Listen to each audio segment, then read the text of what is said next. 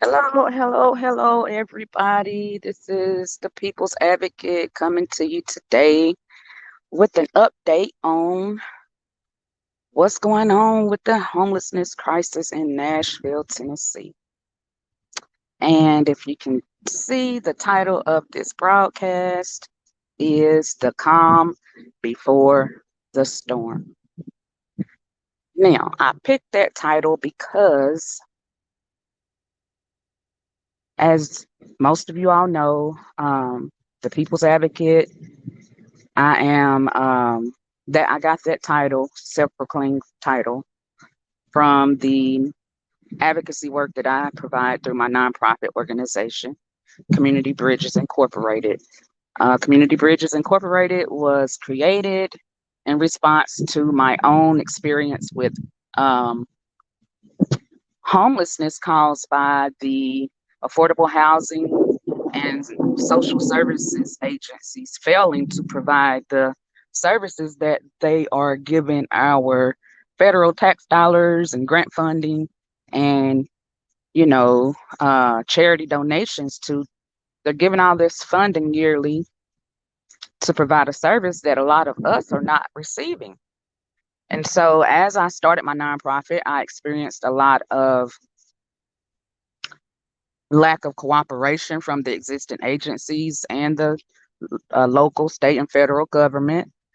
And because of the pushback, it made me start really looking at following the money and paying attention to who is allowed to be involved on a real stakeholder level in these programs that are supposed to be helping address the crises such as poverty, including homelessness and, unemployment, mental health issues, because we know that a lot of people that are experiencing homelessness often suffer from some form of a mental health issue.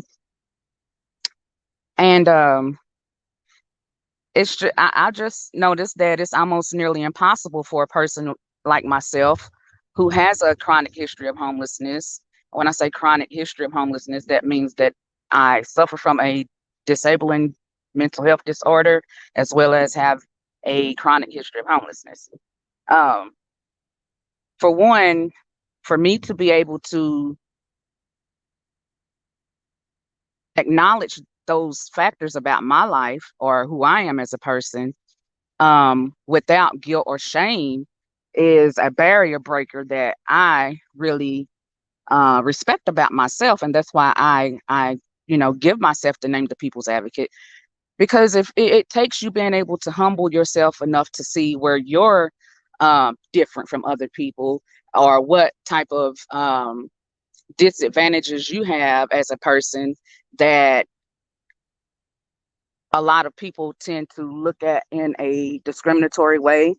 Um, as a group of people, we've experienced that first and foremost off of being Black in America, then being a Black woman in America.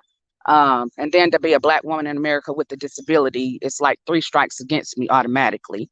So um, I felt the need to create an organization that could address those gaps and barriers that I experienced, and to kind of bring light to this issue, because if I'm experiencing it, I'm sure other people are too. And which makes sense as to why we have so many people homeless now, because there's no real advocacy going on within the affordable housing and the social services that are supposed to be helping us. So we're getting evicted from housing, when if we had appropriate advocacy, we could prevent those evictions. So we see a lot of um, programs being developed to address the homelessness, but we're not really seeing them focus on keeping people housed or addressing the people that have been wrongly evicted, getting those evictions removed from their record so that they can actually qualify for housing. With all that being said, I've been back here in Nashville for a few months now, and I've continued my advocacy work. I've linked back up with people that have done a lot of boots on the ground work with me.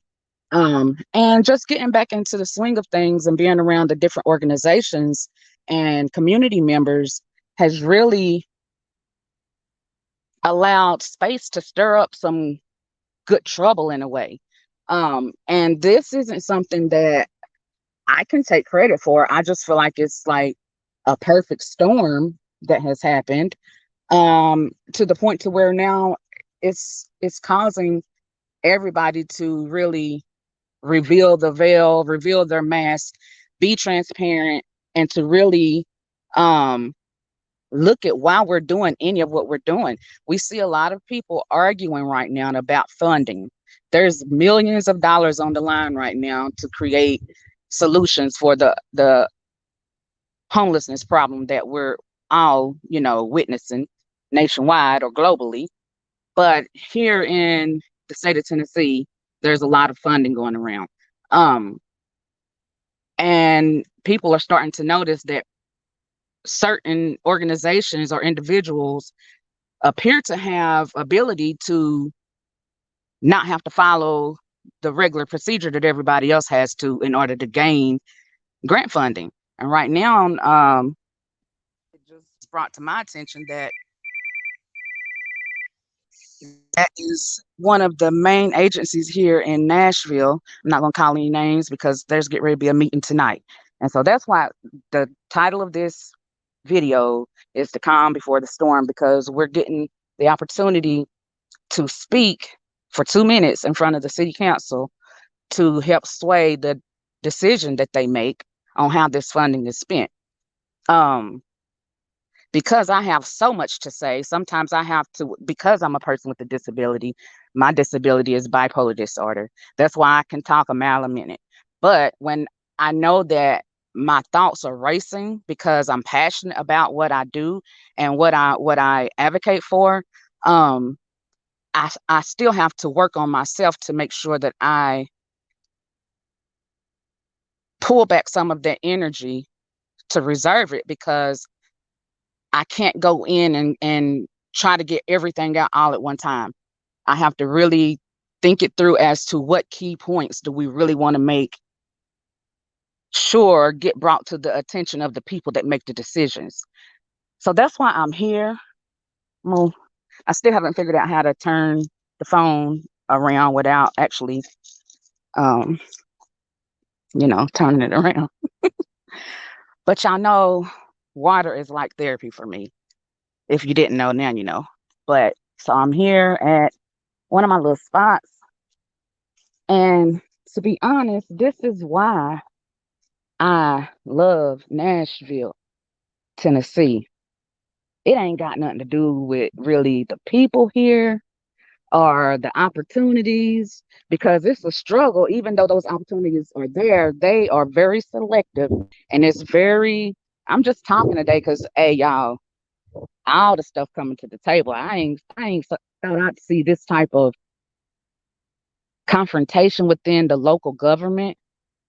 It's amazing to know that these are the people that are running our cities and our states, and the things that they're doing just like in broad daylight as though nobody can question them. It's getting really, I'm just at a loss for words on it. So I'm here at the water. I'm here at the water to try to get some calm in myself before I go and interject myself into the storm that our local politicians have created. Our local politicians and our local nonprofits and supportive service agencies, these housing people. So I'm gonna wrap this up because that's an important call. That's my co-partner that we're gonna go and team up at this meeting on. But I just wanted to kind of let you all know what's going on. I will keep you posted. We'll do a follow up. We'll probably do one together about what happened at the meeting. So, with that being said, until next time, this is the People's Advocate. Peace.